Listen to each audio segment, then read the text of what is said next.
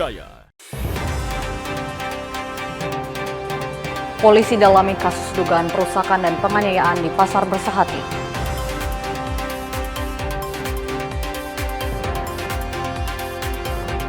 Jurnalis di Makassar gelar aksi terkait Londo Ireng.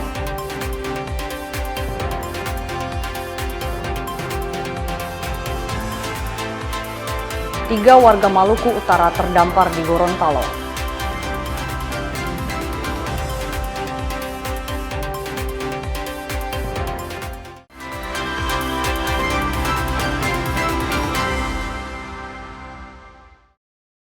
Selamat pagi saudara, kita berjumpa kembali dalam program Kompas Pagi.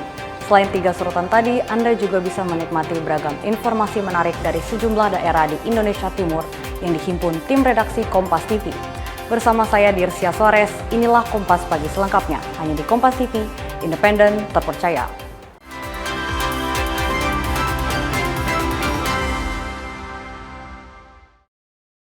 Kita awali dengan informasi yang pertama. Saudara, Polresta Manado terus mengusut kasus dugaan pengrusakan fasilitas negara dan penganiayaan yang terjadi di Pasar Bersahati, Kota Manado, Sulawesi Utara. Penyidik akan mulai memeriksa sejumlah saksi dan menyiapkan pemanggilan terhadap terduga pelaku yang terekam dalam kamera pengawas atau CCTV. Kasat Reskrim Polresta Manado Kompol Elwin Kristanto membeberkan proses penyidikan sementara berjalan. Penyidik lebih dulu menangani laporan terkait dugaan pengrusakan fasilitas negara di kawasan Pasar Bersahati. Usai menerima laporan, penyidik Polresta Manado akan memanggil para saksi dan terduga pelaku yang terlihat dalam video yang sempat beredar di tengah masyarakat. Selain menangani dugaan perusakan, Satreskrim Polresta Manado juga akan memproses laporan dugaan penganiayaan yang terjadi di lokasi yang sama. Penyidik telah menerima laporan tersebut dan segera menjadwalkan pemeriksaan terhadap para saksi. Langkah itu dilakukan untuk mengungkap secara jelas peristiwa hukum yang terjadi di Pasar Bersahati. Terkait adanya laporan pengerusakan yang dilakukan oleh oknum yang terjadi di Pasar Bersahati. Untuk laporan yang pertama itu sudah kurang lebih ada 7 hingga 8 orang saksi-saksi yang kita minta keterangan. Dan untuk yang laporan terbaru itu baru dilaporkan pada tanggal 27 Juli tahun 2026. Dan itu baru masuk di ruangan saya laporannya dan saya disposisikan dan akan rencanakan untuk memanggil para saksi-saksi ataupun terduga yang ada di video yang sempat beredar. Itu juga baru masuk juga ruangan saya terkait masalah laporan penganiayaan juga dan baru saya disposisi dan akan dilengkapi Mindik untuk memanggil para saksi-saksi. Polresta Manado menegaskan komitmennya untuk menjaga keamanan dan ketertiban di Pasar Bersahati. Polisi juga berupaya menjembatani komunikasi antara perusahaan daerah Pasar Manado dan para pedagang agar persoalan dapat diselesaikan melalui dialog. Jimmy Dapar, Kompas TV Manado, Sulawesi Utara. Saudara, Direktorat Reserse Perlindungan Perempuan dan Anak serta Pemberantasan Perdagangan Orang Polda Sulawesi Selatan menggagalkan pemberangkatan 7 pekerja migran Indonesia non-prosedural ke Sarawak, Malaysia di Bandara Internasional Sultan Hasanuddin Maros, Selasa sore. Dalam pengungkapan tindak pidana perdagangan orang ini, polisi menangkap 1 dari 2 pelaku yang merekrut pekerja migran tersebut dengan iming-iming gaji tinggi. Ditres PPA dan PPO Polda Sulawesi Selatan mengungkap kasus dugaan tindak pidana perdagangan orang. Modusnya memberangkatkan pekerja migran Indonesia secara non-prosedural ke Sarawak, Malaysia. Para calon pekerja migran ini dicegat saat berada di Bandara Sultan Hasanuddin Makassar di Maros. Mereka berjumlah 7 orang. Dalam kasus ini, polisi menangkap seorang pria berinisial ARK, sedangkan 1 pelaku lain berinisial ISW. Masih dalam pengejaran dan telah dimasukkan dalam daftar pencarian orang atau DPO. Para pelaku merekrut calon pekerja dengan iming-iming gaji tinggi untuk bekerja di perkebunan sawit di Sarawak, Malaysia. Para korban dibebankan biaya sebesar 8 juta rupiah. Mengungkap dugaan tindak pidana perdagangan orang atau pelindungan pekerja migran Indonesia dan atau keimigrasian dengan cara menyelenggarakan penempatan pekerja migran Indonesia secara non-prosedural, yakni melakukan perekrutan kepada para korban yang maksud untuk dieksploitasi di luar negeri atau di luar wilayah negara Republik Indonesia sebagaimana dimaksud dalam pasal 4 Junto pasal 10 Undang-Undang Republik Indonesia nomor 21 tahun 2007 tentang pemberantasan tindak pidana perdagangan orang. Para korban selanjutnya didata dan ditempatkan di rumah aman dengan berkoordinasi bersama Balai Pelayanan Perlindungan Pekerja Migran Indonesia atau BP3MI. Polisi menyita barang bukti berupa 1 unit mobil, sejumlah paspor, 7 lembar boarding pass penerbangan, serta 1 unit telepon genggam. Arif Tirtana, Kompas TV, Makassar. Saudara, unit Reskrim Polsek Tinagea berhasil mengamankan 3 terduga pelaku pencurian dengan kekerasan atau curas. Ketiganya ditangkap setelah adanya laporan dari korban warga Kecamatan Tinagea, Kabupaten Konawe Selatan, Provinsi Sulawesi Tenggara. Unit Reskrim Polsek Tinanggea di Konawe Selatan, Sulawesi Tenggara ini menangkap seorang terduga pelaku pencurian dengan kekerasan atau curas. Pelaku ditangkap di rumahnya di Desa Asingi, Kecamatan Tinanggea. Sebelum menangkap pelaku, polisi terlebih dahulu menangkap 2 rekan pelaku di Kelurahan Ngapaaha. Dari keterangan pelaku ini, polisi akhirnya menangkap seluruh pelaku.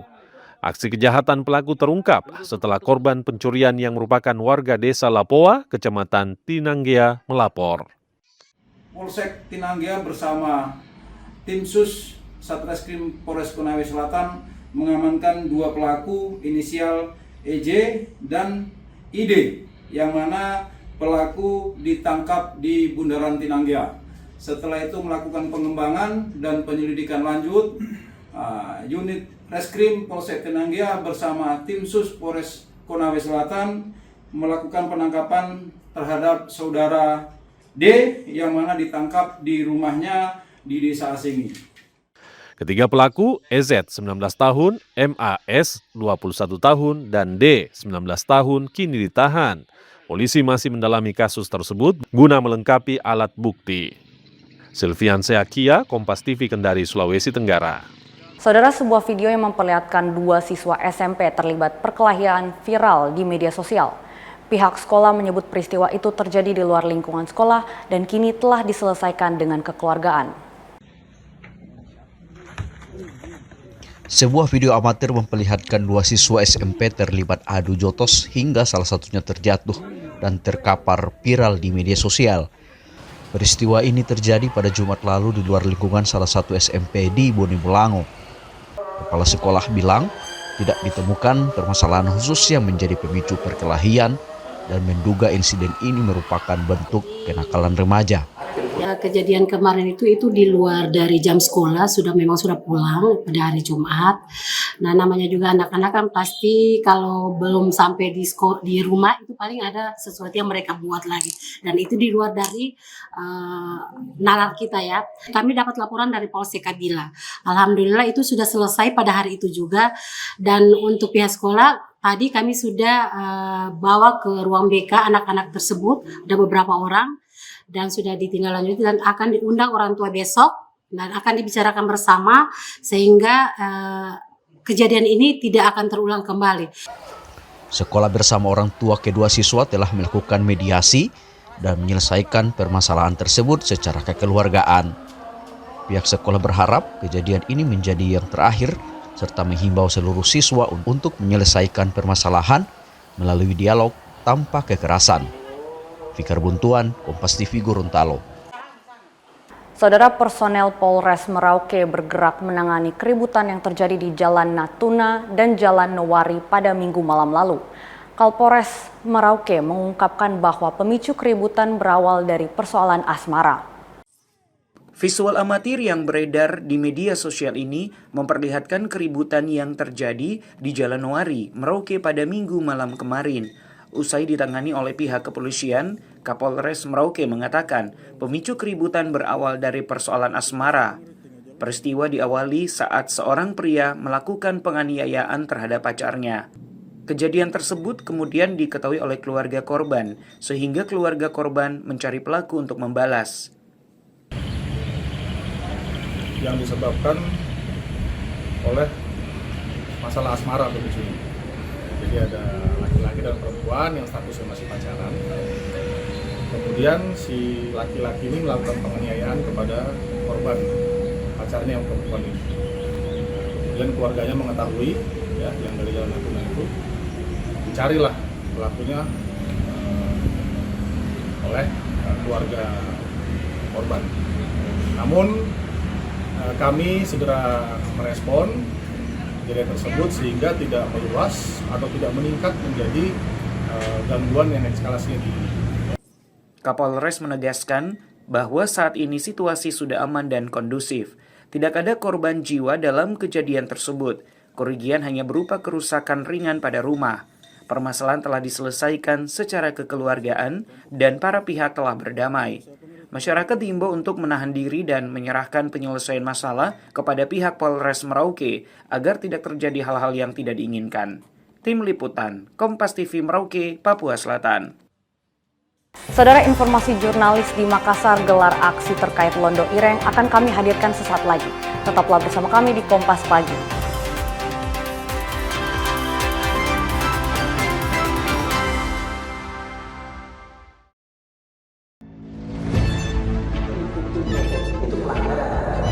Zamannya sekarang perilaku korupsi ada di BUMN kita. Jangan lompat ke kesimpulan tanpa menjelaskan dirinya.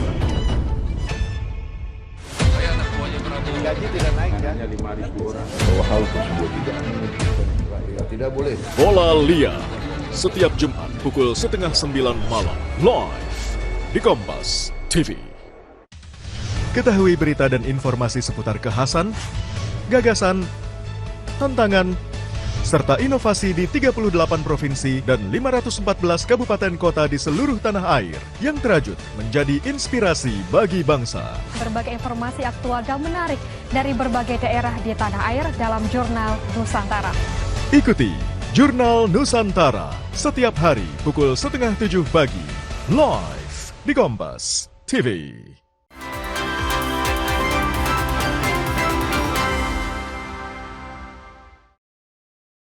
Terima kasih Anda masih bersama kami di Kompas Pagi. Saudara, gelombang kritik terhadap pernyataan Presiden Prabowo Subianto yang menyebut pihak pengkritik sebagai Londo Ireng atau pengkhianat bangsa terus bermunculan. Di Sulawesi Selatan, puluhan jurnalis, organisasi masyarakat sipil, mahasiswa hingga aktivis lingkungan menggelar aksi protes di Kota Makassar. Aksi demonstrasi yang memprotes pernyataan Presiden soal Londo Ireng terus berlangsung. Di Makassar, Sulawesi Selatan, aksi digelar di bawah jembatan layang, Jalan Andi Pangeran Petrani. Demonstran datang dari berbagai elemen, termasuk jurnalis, organisasi masyarakat sipil, mahasiswa hingga aktivis lingkungan. Dalam aksinya, demonstran menyampaikan 4 tuntutan, termasuk Presiden Prabowo diminta menyampaikan permintaan maaf secara resmi. Teman-teman jurnalis yang selama ini meliput atau mengkritisi regulasi yang biasanya oleh negara dianggap sebagai kebijakan. Dan bagi kami, itu bukanlah kebijakan. Itu adalah aturan yang dibuat oleh segelintir elit, kelompok-kelompok elit yang tergabung dan berkuat dalam mengukur rezim. Hari ini kami berupaya untuk menyuarakan bahwa apa yang sesungguhnya dikatakan oleh pejabat negara, apa yang sesungguhnya dikeluarkan oleh pejabat negara, menyoal Londo Ireng, menyoal menjilat adik-adik asing adalah sesuatu yang tidak benar secara faktual. Sementara di Gorontalo, saudara, puluhan penambang rakyat Suwawa menggelar aksi unjuk rasa di depan Mapolda Gorontalo untuk mendesak Polda Gorontalo mengevaluasi kinerja Polres Bone Bolango dalam penanganan sejumlah perkara di kawasan pertambangan. Jabatan ibu itu adalah pemberian rakyat. Puluhan massa dari Aliansi Penambang Rakyat Suwawa mendatangi Mapolda Gorontalo untuk menyampaikan sejumlah tuntutan terkait penegakan hukum di kawasan pertambangan. Massa menilai terdapat berbagai persoalan dalam penanganan kasus kriminal di wilayah pertambangan yang perlu mendapat perhatian serius. Massa juga mendesak Polda Gorontalo melakukan evaluasi terhadap kinerja Polres Bone Bolango, termasuk menindaklanjuti berbagai laporan masyarakat yang berkaitan dengan aktivitas di lokasi pertambangan. Yang kemudian polisi kemarin sempat melakukan penangkapan terhadap terduga pelaku dan juga melakukan pemasangan polisi lain. Tapi sungguh mirisnya dan anehnya bahwa terduga pelaku tersebut itu dilepas dan polisi lainnya tetap masih terpasang. Nah, setelah dari itu datanglah segelintir orang, kami patut duga dia sebagai preman yang kemudian melakukan pembukaan polisi lain tersebut. Dan ada beberapa material yang di dalam yang milik daripada pekerja lobang tersebut itu diambil paksa, nanti semua material keluar, baru kemudian polisi, dalam hal ini oknum-oknum dari pihak kepolisian Polres Bone Bolango datang melakukan polisi lain. Menanggapi tuntutan, Polda Gorontalo menyatakan akan menampung dan menindaklanjuti seluruh aspirasi yang disampaikan oleh massa sesuai ketentuan yang berlaku. Yang nanti menjadi tugas saya juga untuk meneruskan kepada pimpinan, karena tugas saya hanya bagaimana menghimpun, menerima laporan daripada bapak-bapak. Dan saya tadi sudah sampaikan bahwa itu sudah termuat dalam satu bentuk pemberitahuan dan juga tuntutan yang bapak-bapak sampaikan. Walaupun kalau masalah pertambangan itu lebih kepada tupoksi Krimsus kalau di Polda, tapi kalau di jajaran karena Polres itu menjadi bagian tugas saya untuk bisa memastikan bahwa semua proses yang dilakukan oleh reskrim jajaran itu berjalan sesuai dengan SOP, berjalan sesuai dengan ketentuan. Aksi ini berlangsung dengan tertib di bawah pengawalan aparat kepolisian hingga selesai. Fikar Buntuan, Kompas TV, Gorontalo. Saudara, 3 warga asal Maluku Utara ditemukan terdampar di pesisir Kabupaten Bone Bolango setelah hanyut terbawa arus selama sekitar 4 hari. Kini ketiganya akan dipulangkan ke daerah asal. 3 warga asal Kecamatan Taliabu Barat, Kabupaten Pulau Taliabu, Maluku Utara ditemukan terdampar di perairan Desa Motinelo, Kecamatan Bone Raya, Kabupaten Bone Bolango. Sebelumnya ketiganya berangkat dengan perahu dari Taliabu menuju Kabupaten Banggai, Sulawesi Tengah, berbelanja kebutuhan pokok dan menjenguk keluarga yang sakit. Dalam perjalanan pulang, perahu yang digunakan rusak dihantam ombak, membuat ketiganya terbawa arus dan terdampak di wilayah perairan Gorontalo. Ada 3 orang nelayan dari Taliabu ya, yang kemarin alhamdulillah sudah ditemukan. Kita kemarin sudah melakukan pemeriksaan kesehatan. Alhamdulillah dari hasil pengecekan sementara dalam kondisi sehat semuanya. Kemudian ini ada perwakilan pihak keluarganya, Pak Ijal, kemudian ini juga ada dari Intel Kodim, Pak Yusni ya, selaku perwakilan keluarga juga nanti yang mengkomunikasikan. Jadi rencananya mereka besok akan menggunakan kapal laut untuk dipulangkan kembali ke kampung halamannya, yaitu di Taliabu. Ya, kita sedang komunikasikan terkait proses pemulangan mereka nantinya, termasuk dengan kapal mereka yang sesuai request mereka minta supaya bisa terbawa karena kapal itu adalah kapal pinjaman. Kini polisi telah melakukan koordinasi dengan keluarga dan pemerintah daerah asal untuk proses pemulangan ketiga korban. Fikar Buntuan, Kompas TV, Gorontalo. Saudara, perusahaan daerah Pasar Raya Makassar melarang pedagang pasar membuang sampah organik mereka ke tempat sampah. Ini dilakukan karena mulai 1 Agustus mendatang, TPA Antang tak lagi menerima sampah organik. Pengawasan dan juga sosialisasi tentang larangan membuang sampah organik bagi pedagang pasar tradisional di Makassar, Sulawesi Selatan kian gencar dilakukan. Sosialisasi bahkan dilakukan langsung ke pedagang oleh Direksi PD Pasar Makassar Raya. Pedagang diminta menyiapkan 2 kantong sampah, 1 untuk organik dan 1 untuk non-organik. Aturan ini mulai diberlakukan 1 Agustus 2026. Hal ini usai penerapan aturan TPA Antang tak lagi menerima sampah organik. Aturan yang kami berlakukan di PD Pasar, di setiap unit pasar, agar supaya tetap melakukan pemilahan sampah di tingkat pedagang. Jadi pedagang ini tidak lagi membuang sampah secara keseluruhan utuh ke dalam 1 bak, tetapi sudah dipilah di tingkat pedagang, sehingga sampah-sampah yang bisa ada nilai di situ, artinya sampah-sampah organik ini nantinya bisa diproses menjadi sesuatu bahan yang bermanfaat. Nah, yang sampai di TPA itu hanya sampah-sampah residu saja. Di setiap unit pasar ada namanya komposter, itu bagaimana mengolah sampah-sampah organik. Selain komposter juga ada namanya teba di setiap unit pasar. Selain itu, kalau untuk bahan-bahan plastik dan kertasnya dus. Ini ada bank sampah. Bank sampah inilah yang membeli produk-produk plastik atau sampah-sampah plastik yang dihasilkan dari pasar. Kita artinya sediakan tempat kayak dipisah sampah dikasih kantong tersendiri, yang satu tersendiri. Dikasih begitu Mami. Sampah-sampah di sini apa saja? Saya kasih jadi satu masuk di karung. Apa saja jenisnya itu biasanya Daun jagung sama kantong plastik. Itu saja sampahku saya. Pemerintah Kota Makassar telah menghentikan sistem open dam di TPA Antang dan penerapan pemilihan sampah dari sumbernya. Sampah organik tak bisa lagi dibuang ke TPA Antang dan harus diolah secara mandiri. Nila Rustam, Kompas TV Makassar, Sulawesi Selatan. Saudara petani Kampung Amun Kai mengeluh kondisi irigasi yang dipenuhi gulma. Hal itu mengganggu aliran air sehingga berdampak pada petani terancam gagal panen. Kemarau yang melanda berdampak pada petani di Kampung Amun Kai terancam gagal panen. Bahkan sebagian petani mengaku tak bisa lagi memanen padinya pada musim tanam kedua ini akibat kekeringan.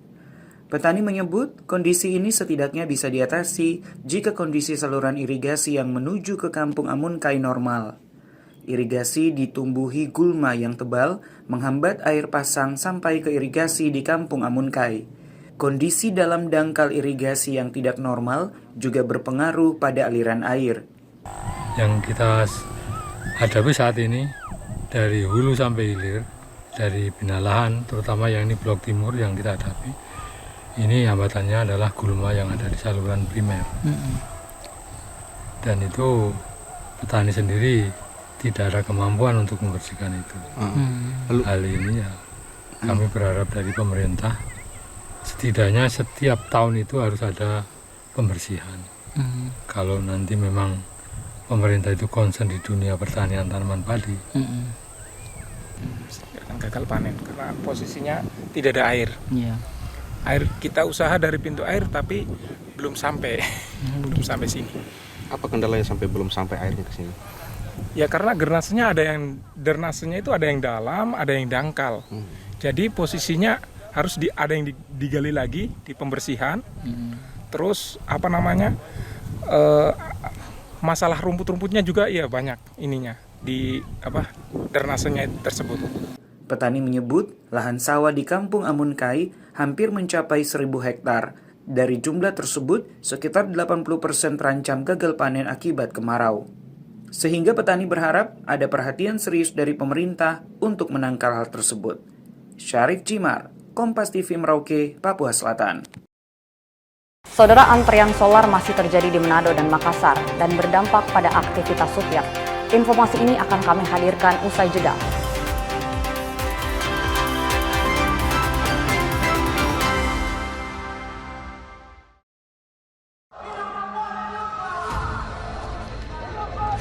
Sebuah penelusuran jurnalis. Gambarkan situasi di depan dari Polda Metro Jaya tidak hanya di bagian dalam, kemudian akan disampaikan polisi lepaskan. Tampaknya suasana sudah tidak kondusif. Investigasi untuk mencari bukti. Tapi yang harus dibuktikan adalah lokasinya. Anda berani menilai kemudian hak angket ini akan berujung pada pemakzulan. Investigasi setiap Senin pukul 8:30 malam di Kompas TV.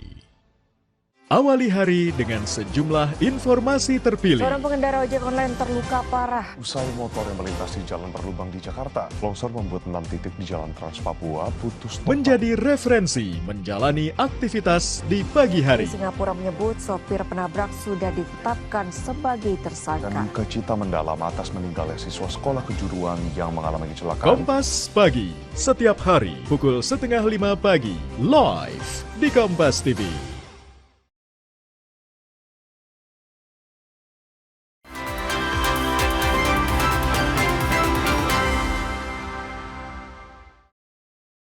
Saya Dirsia Sores dan Anda masih bersama kami di Kompas Pagi. Saudara, sudah berbulan-bulan antrean panjang di SPBU masih terus terjadi. Para sopir truk mengeluh karena antrian tersebut sangat mengganggu aktivitas mereka sehari-hari. Dalam beberapa bulan terakhir, antrean kendaraan jenis truk dan minibus terlihat mengular di sejumlah SPBU di Kota Manado, Sulawesi Utara. Kondisi ini meningkat karena banyaknya permintaan bahan bakar minyak jenis solar di sejumlah titik pengisian. Para pengemudi mengaku harus mengantri berjam-jam demi mendapatkan bahan bakar untuk operasional mereka. Bahkan waktu antrean bisa sehari, tergantung panjangnya antrean kendaraan di masing-masing SPBU. Seperti yang terlihat di SPBU Wanea, Kota Manado. Antrian kendaraan ini mengular. Situasi ini tentu berdampak pada aktivitas para supir, khususnya pengangkut barang yang sangat bergantung pada kelancaran distribusi BBM, sehingga berdampak juga terhadap pendapatan. Sekitar 4 jam. Kita pagi kan 2 hari 1 kali. 2 hari 1 kali Pak isi. Tidak tiap hari sih. Terganggu sekali. So bikin rugi waktu. Antri ini punya terganggu sekali.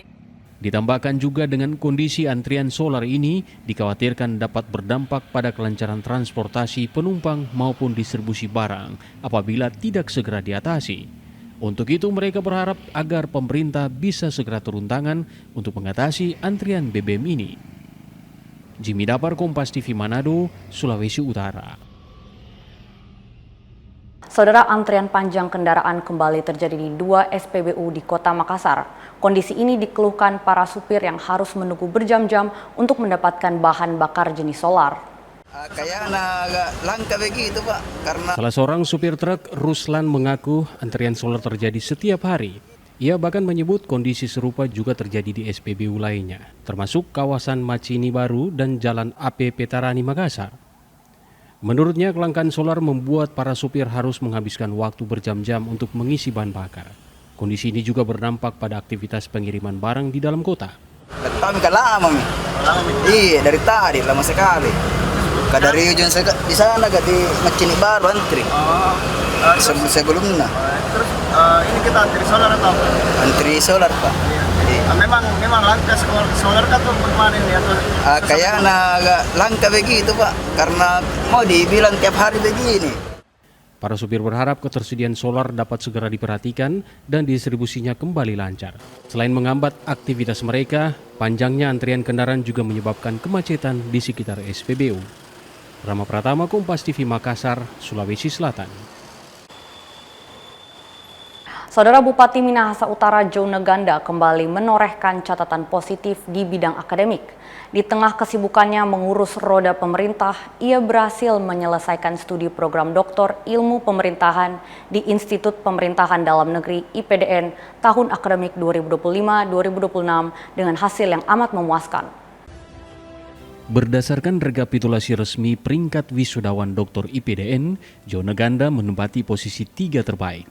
Ia mengantongi indeks prestasi kumulatif atau IPK 3,912 dan berhak atas predikat kelulusan cum laude.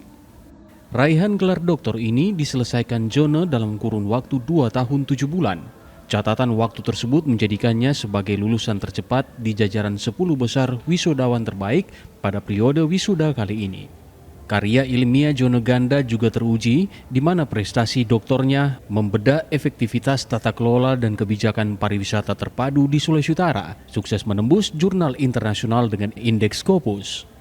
Keberhasilan publikasi ini menegaskan kajian yang ia susun tidak berhenti sebagai dokumen akademisi belaka, melainkan memenuhi standar ilmiah global serta relevan untuk diterapkan dalam kebijakan publik. Jone Ganda menjalani prosesi wisuda di kampus IPDN Jatinangor Senin 27 Juli 2026. Capaian ini kian mempertegas bahwa tugas-tugas manajerial sebagai kepala daerah dapat berjalan seiring dengan penguatan kapasitas intelektual di tingkat tertinggi. Tim Liputan Kompas TV. Saudara, OJK Sulutgo menginisiasi rapat koordinasi wilayah Tim Percepatan Akses Keuangan Daerah atau TPAKD di Kota Manado dengan melibatkan pemerintah Provinsi Sulawesi Utara dan Gorontalo. Kegiatan ini menjadi wadah sinergi pemerintah daerah dalam mendorong percepatan akses keuangan di daerah. Melalui Rakorwil yang berlangsung di Kota Manado 29 Juli, OJK berharap akses masyarakat terhadap layanan keuangan semakin luas dan merata, sehingga mampu mendorong pertumbuhan usaha masyarakat. Memastikan hal ini dapat tercapai, Kepala OJK Sulutgo Robert Sianipar bilang, perlu adanya penguatan peran dari masing-masing pihak, termasuk membangun literasi keuangan masyarakat. Tidak bicara per program ya, tapi untuk semua program ini tim percepatan akan berembuk bagaimana mempercepat semua itu.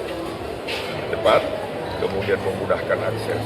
Saya sudah sampaikan tadi bahwa di lapangan industri jasa keuangan pemerintah itu bersaing dengan jasa keuangan yang lain-lain, ya. Maka kita harus bisa membaca di lapangan sehingga apa yang dihasilkan dari rapat koordinasi ini bisa kita laksanakan di lapangan. Inisiasi ini direspon positif oleh pimpinan daerah di kedua provinsi. Kendati demikian, realisasi hasil pertemuan TPAKD yang berfokus pada perluasan akses keuangan perlu dikawal dengan baik, sehingga masyarakat dapat merasakan dampak secara nyata.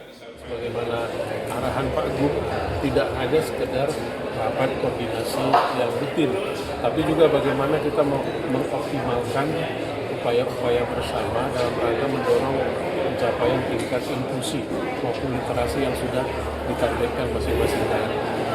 3 tujuannya, yang pertama koordinasi dan kolaborasi tentunya.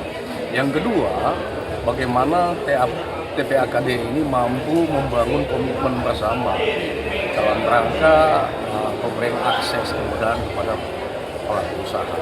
Dan yang ketiga, kita harus punya strategi kebijakan yang betul-betul sesuai dengan karakter Sulawesi Utara dan Gorontalo. Hal-hal ini yang kami akan bicarakan nantinya, dan ini menjadi komitmen untuk kita laksanakan secara berjenjang. Selain mempercepat akses keuangan, OJK juga mendorong peningkatan ekonomi dengan program pengembangan ekonomi desa yang diwujudkan melalui kerjasama dengan Pemkab Sangiha. Swingli Manderes, Kompas TV Manado, Sulawesi Utara. Saudara, usai jeda kami akan kembali dengan informasi Car Free Day Night, hidupkan malam dan UMKM Ambon. Tetaplah bersama kami di Kompas Pagi.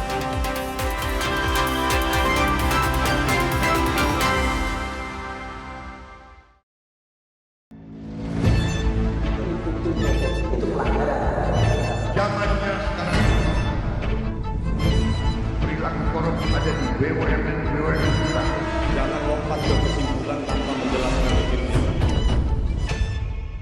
Saya anak buahnya Prabowo. Gaji tidak naik kan? Hanya 5.000 orang. Bahwa hal tersebut tidak boleh. Bola Liar setiap Jumat pukul 8:30 malam live di Kompas TV. Ketahui berita dan informasi seputar kekhasan, gagasan, tantangan, serta inovasi di 38 provinsi dan 514 kabupaten kota di seluruh tanah air yang terajut menjadi inspirasi bagi bangsa. Berbagai informasi aktual dan menarik dari berbagai daerah di tanah air dalam Jurnal Nusantara. Ikuti Jurnal Nusantara setiap hari pukul 6:30 pagi live di Kompas TV.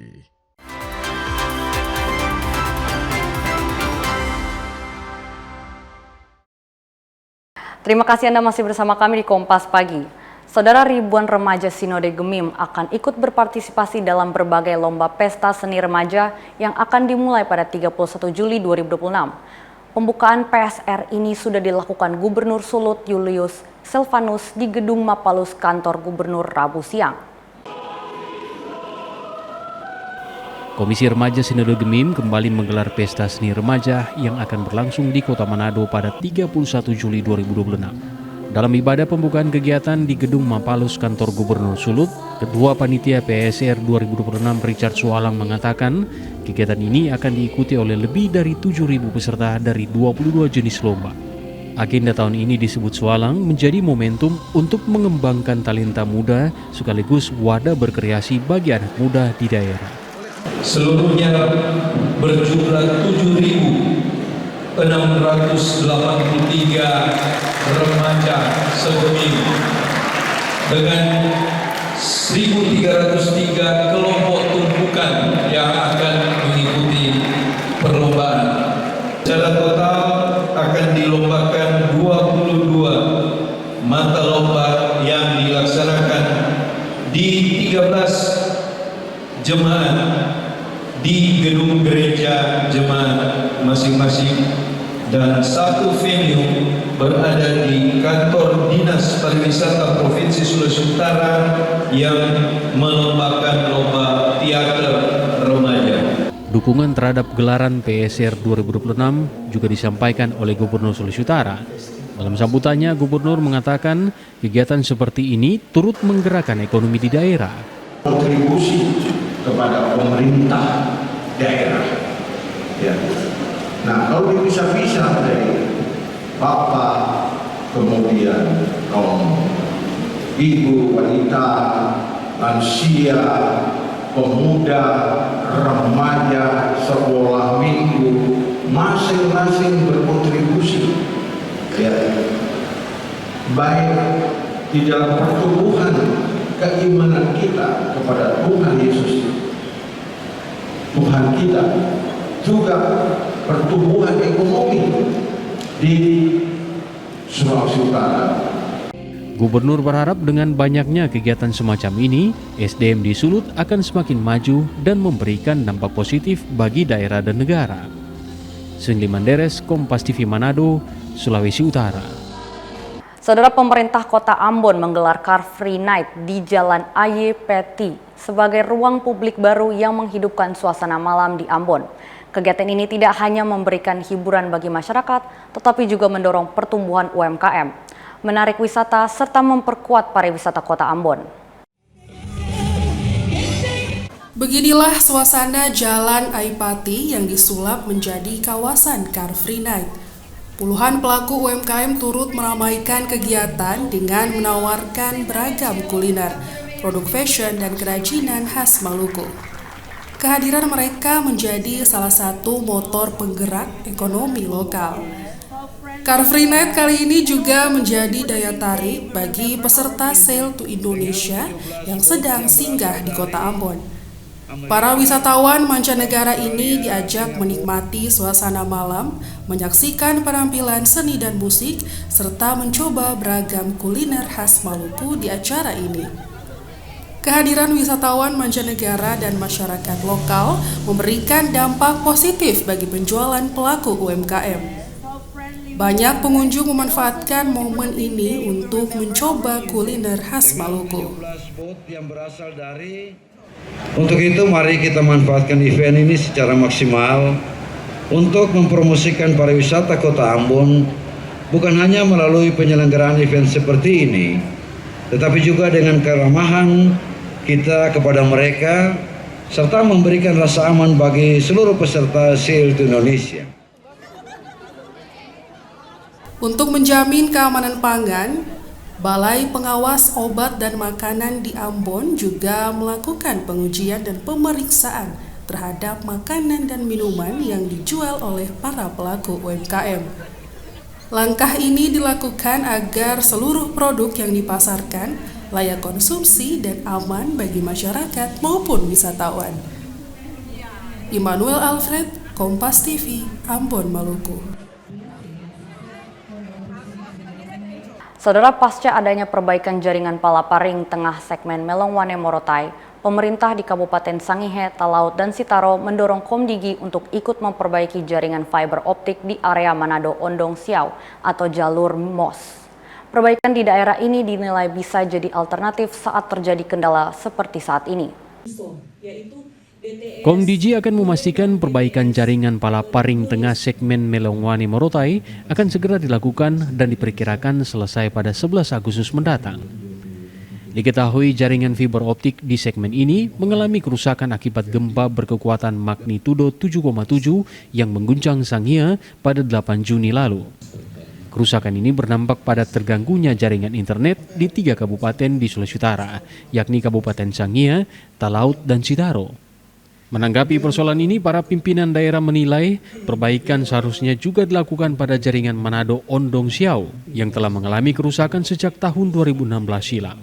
Kembali, kami mendorong agar jalur MOS atau Manado Ondong Siau itu yang putus sejak tahun 2016 itu diperbaiki sehingga 3 kepulauan ini tidak bergantung hanya dari satu kabel saja. Kepada masyarakat ini sangat terganggu nantinya, baik komunikasi mereka dengan pemerintah, komunikasi mereka dengan masyarakat lainnya, termasuk nanti kebutuhan-kebutuhan dasar mereka. apakah itu di kesehatan, apakah itu di pendidikan, ya ini tentu membutuhkan antisipasi yang perlu dilakukan oleh pemerintah. Perbaikan di jalur Manado Ondong Siau dinilai akan mampu menjaga stabilitas jaringan internet di 3 daerah tersebut. Pemerintah daerah menilai gangguan jaringan yang terjadi dalam beberapa hari ke depan akan sangat mengganggu aktivitas masyarakat. Swingli Manderes, Kompas TV Manado, Sulawesi Utara.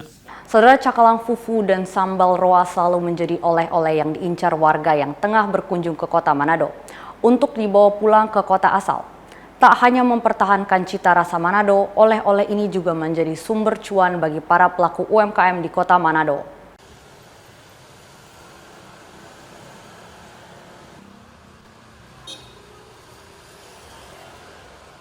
Saudara, jika Anda berkunjung ke Manado, Sulawesi Utara, tidak akan lengkap kalau tidak membeli oleh-oleh. Nah, sekarang saya akan membawa Anda ke salah satu pusat oleh-oleh yang berada di kota Manado yang khusus untuk menjual ikan cakalang fufu dan sambal rica roa. Kedai UMKM di Kelurahan Titiwungan Selatan, Kecamatan Sario, Kota Manado ini nampak sederhana karena bangunannya tidak permanen, hanya berbahan kayu saja. Namun, siapa sangka jika pelaku usaha UMKM di kawasan ini sudah belasan tahun menjadi salah satu pusat oleh-oleh khas Manado, yakni ikan cakalang fufu dan ikan roa. Di tempat ini memang khusus menjual produk beragam olahan ikan cakalang fufu dan ikan roa. Pengunjung yang datang pun kebanyakan membeli untuk dibawa pulang atau dikirim keluar daerah sebagai oleh-oleh. Ikan cakalang fufu, ikan roa, sambal cakalang, dan sambal roa selalu menjadi incaran pengunjung yang mampir. Mereka bilang, di tempat ini selain murah, juga kualitas produknya sangat bagus. Sambal roa sama sambal cakalang, abon juga. Untuk apa, Bu? Oleh-oleh ke Jakarta. Bawa di Jakarta untuk anak kuliah. Sudah pasti rasanya, kualitasnya, udah banyak kali beli. Harganya terjangkau. Pour makan di rumah, kalau saya pulang ke Sorong saya bawa. Iya, oleh-oleh. Karena ini kan sekarang ini kan susah dapat di daerah lain, cuma hanya Manado. Jadi keseringan kalau saya datang saya belanja. Iya. Karena tempat ini kan praktis. Orang langsung turun di sini langsung ambil di sini juga. Kalau mau ke Air Mandiri kan jauh. Kebetulan saya di sini, saya beli sini. Biasa saya beli di Vistaria depan, tapi ini karena dekat rumah ya saya jalan di sini. Dalam sebulan, omset dari penjualan oleh-oleh ikan cakalang fufu dan ikan roa ini mencapai 4 jutaan rupiah per bulan. Beragam varian olahan cakalang fufu dan ikan roa bisa diperoleh di tempat ini. Harganya pun bervariasi, mulai dari Rp50.000 hingga Rp70.000 untuk sejepit ikan cakalang fufu, sementara untuk ikan roa dijual Rp50.000 per jepitnya. Begitu juga olahan kedua ikan ini seperti sambal cakalang fufu dan sambal roa dijual Rp50.000 hingga Rp70.000 disesuaikan dengan ukuran. Kalau ada tamu Pak, dia dalam 1 minggu 3 kali. Dalam 1 minggu. Yang ramai itu hanya tamu. Dan sisi harganya gimana? Ada macam-macam harga, ada 3 harga. Ada yang 50, ada yang 75, ada yang 85. Biasanya ramai kalau ada tamu. Kalau nyak tamu biasa. Kalau ada tamu biasanya boleh jual berapa? Oh, kalau ada tamu bisa, kalau kita jualan bisa sampai 20 ekor. Itu pendapatan bisa sampai 500. Kalau ada tamu, tapi kalau tidak ada tamu biasa. Biasanya orang kalau belanja untuk oleh-oleh, biasanya orang bawa ke mana? Itu ke Jakarta, ada juga ke Amerika, ke Belanda, tapi orang kasih beku dulu baru dong bawa. Untuk menambah variasi produk UMKM-nya, para pelaku usaha juga menjual jenis oleh-oleh khas Manado lainnya seperti kacang kawangkoan, paket ikan teri, dan keripik pisang goroho. Serial Selano, Doni Arai, Kompas TV Manado, Sulawesi Utara. Saudara, kreativitas dan inovasi memang tak mengenal batas. Di tangan perajin yang berbakat bernama Juni Salina Paputungan, bahan baku kelapa dan turunannya dikembangkan menjadi ragam souvenir khas Sulawesi Utara yang bernilai jual tinggi. Tekun mengembangkan produk turunan kelapa menjadi ragam souvenir unik dan bernilai ekonomi. Junisa Line Papetungan bersama sang suami terus menghasilkan karya seni dari kelapa dan turunannya. Lebih dari 2 dekade, keduanya terus berinovasi dalam menghasilkan souvenir berbahan baku utama batok kelapa dan menamakan rumah produksinya Uka Craft. Dalam pembuatannya menggunakan alat beberapa unit mesin amplas untuk menghaluskan batok kelapa yang cenderung bertekstur kasar. Batok kelapa kemudian diukir sesuai kebutuhan untuk menjadi beragam souvenir yang menonjolkan identitas budaya setempat. Beberapa di antaranya menjadi miniatur rumah panggung masyarakat suku Minahasa, miniatur bendi, sebuah alat transportasi tradisional masyarakat Minahasa, miniatur alat musik kulintang, plakat, gantungan kunci, pin, kalung, kancing baju, hingga papan nama dan kotak tempat tisu. Selain itu ada juga hasil karya seni dari kayu cempaka yang dikreasikan menyerupai burung hantu hingga tarsius yang dikenal sebagai hewan endemik Sulawesi Utara. Junisa mengaku meski penjualan souvenir tak stabil setiap bulannya, namun pekerjaan ini sudah mampu menghidupi keluarga. Junisa juga memperkerjakan para ibu-ibu di sekitar rumah produksinya untuk membantu proses produksi souvenir dari para pemesan. Dirinya juga bersyukur pemerintah setempat memberi perhatian serius dalam pengembangan usaha kerajinannya. Uka Craft adalah salah satu industri kerajinan yang bahan bakunya kelapa dan turunannya. Karena mengapa lebih khususnya kami fokus kepada batok kelapa. Karena limbah batok kelapa ini jadi banyak sekali di Sulawesi Utara dan harganya memang masih harga terjangkau. Kami sebagai UMKM itu harus pintar untuk menangkap peluang. Sampai sekarang bersyukur bahwa Dewan Kerajinan atau Dekranasda, Provinsi dan juga Kabupaten Minahasa sangat peduli kepada UMKM. Mereka Bapak Ibu pembina yang bagi kami proaktif. Peminat kerajinan batok kelapa di rumah produksi Uka Craft ini tak hanya wisatawan domestik dan lokal, namun ada juga pemesan dari mancanegara. Harga souvenir dijual mulai dari Rp50.000 per pieces hingga Rp1,5 juta, tergantung dari model dan tingkat kesulitan pembuatan souvenir tersebut. Yanmika Singal, Doni Arai, Kompas TV Minahasa, Sulawesi Utara. Timnas Indonesia tampil apik dan meyakinkan kala melumat Kamboja siap perebut juara Piala AFF. Tetap bersama kami di Kompas Pagi.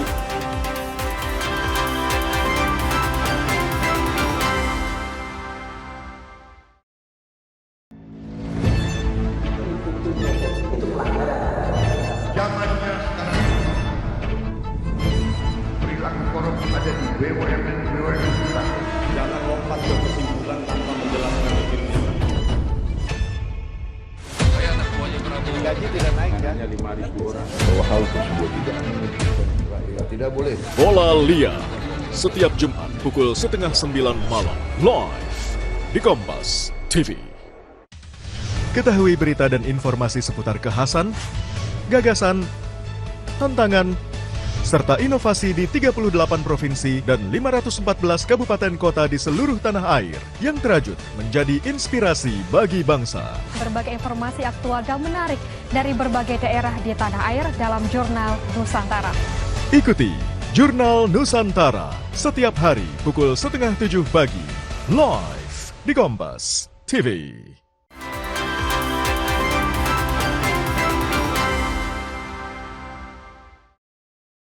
Terima kasih Anda masih bersama kami di Kompas Pagi. Saudara, bergeser ke Piala AFF 2026. Malaysia berhasil mendapatkan 3 poin setelah pesta 4 gol ke gawang Laos. Harimau Malaya untuk sementara memuncaki klasmen grup B. Malaysia mendominasi jalannya laga saat menjamu Laos di Stadion Kuala Lumpur Selasa malam. Gol pembuka hadir di penghujung laga dari tembakan Paulo Josue di menit 45. Harimau Malaya melancarkan serangan di babak kedua. Hasilnya 3 gol dicetak selepas turun minum, masing-masing dari Endrick di menit 57. Gol bunuh diri pemain Laos, Sidafong, dan Kusein di menit 84.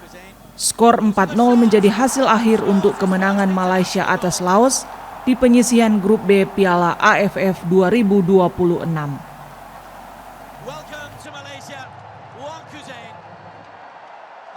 Saudara, sementara Myanmar sukses meraih 3 poin setelah bungkam Filipina dengan skor telak 4-1. Numbers continue to trickle in here. Setelah kalah di pertandingan pertama dari Malaysia, Myanmar langsung tancap gas saat jumpa Filipina. Hasilnya, laga baru berjalan 7 menit, sundulan Kyaw Min Oh merobek gawang Filipina. Tim tamu memperlebar jarak berkat gol dari Tan Paing di menit 28, skor 2-0 di babak pertama. Setelah turun minum, Filipina memperkecil defisit skor. Tembakan Gayoso mengubah papan skor menjadi 1-2. Myanmar kembali menambah rekening golnya. Kali ini giliran Win Naingtun yang mencatatkan namanya di papan skor di menit 81. 2 menit kemudian, Tan Paing mencetak brace dan menutup pertandingan dengan kemenangan telak 4-1 atas Filipina. Saudara, timnas Indonesia tampil apik dan meyakinkan kalah melumat Kamboja dengan skor telak 5-1. Kemenangan di laga awal ini menjadi modal kepercayaan diri anak asuh Hertman untuk bisa meraih gelar juara AFF.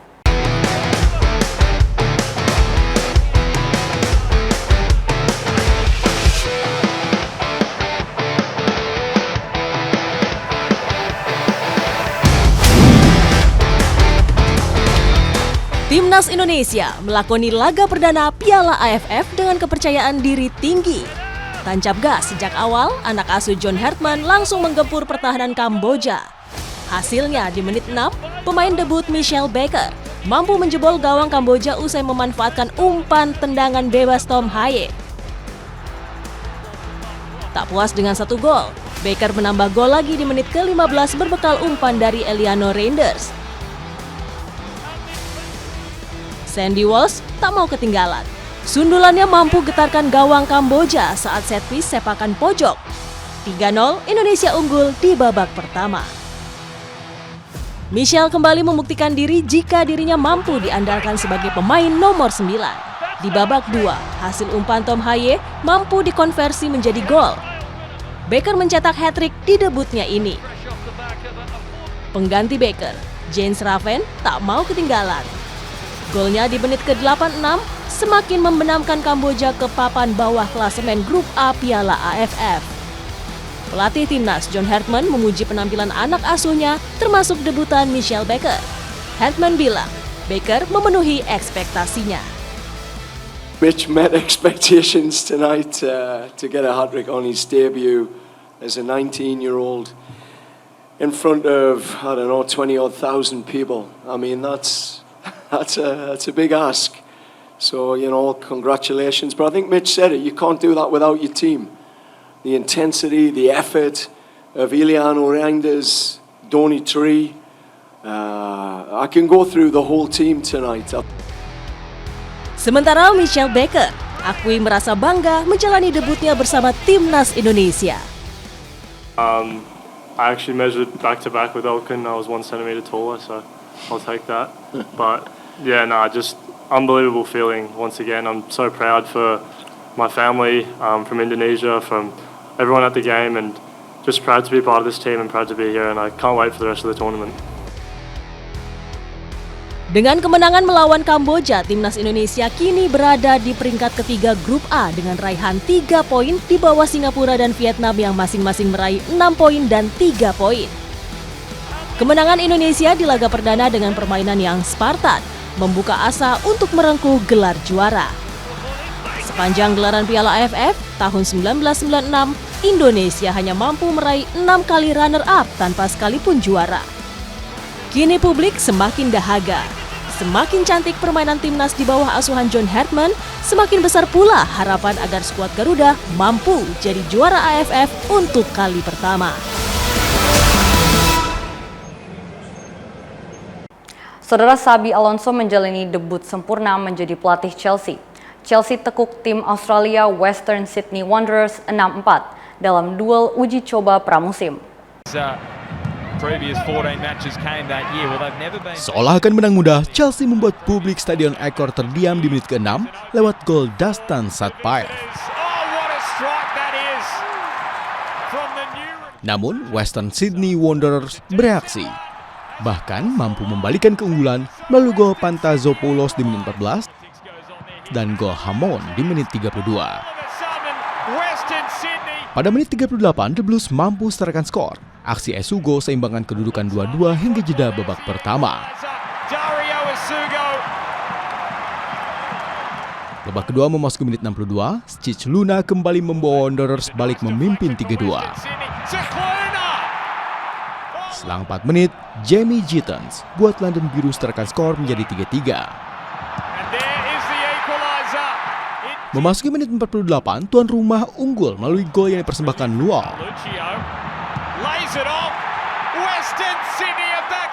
Selepas itu, Chelsea menggila. João Pedro mengamuk dengan mencipta hat-trick di menit 80, 85, dan 89. Chelsea mengakhiri laga dengan kemenangan 6-4.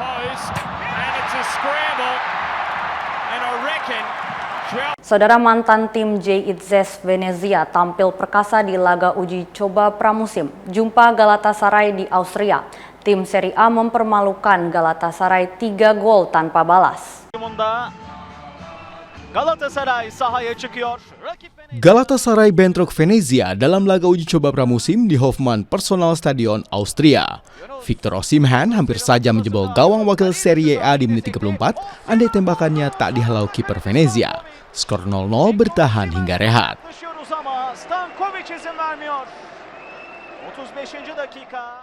Venezia meningkatkan intensitas serangan di paruh kedua. Hasilnya, John Yeboah pecah kebuntuan pasukan singa bersayap di menit 71.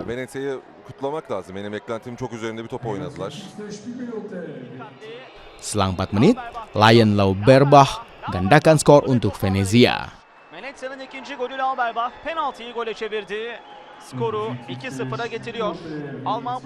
Galatasaray sebenarnya berpeluang tipiskan ketinggalan di menit 90. Sayang, Burak Yilmaz gagal lakukan eksekusi penalti dengan sempurna. Önce penaltıdan yararlanamadık, ardından gelişen pozisyon. Venezia savunması ve kaleci Grandi başarılı. Di masa injuri, Lion Lauberbach cipta brace untuk membawa Venezia menang 3 gol tanpa balas. Şimdi akan oyundan ve bu golün ardından maçın son düdüğü geliyor. Karşılaşmanın sonucu Galatasaray 0, Venezia 3. Informasi tadi menutup perjumpaan kita dalam program Kompas Pagi. Saya Dirsia Sores bersama kru yang bertugas mengucapkan terima kasih atas kebersamaan Anda. Tetap saksikan rangkaian program berita di Kompas TV, independen, terpercaya.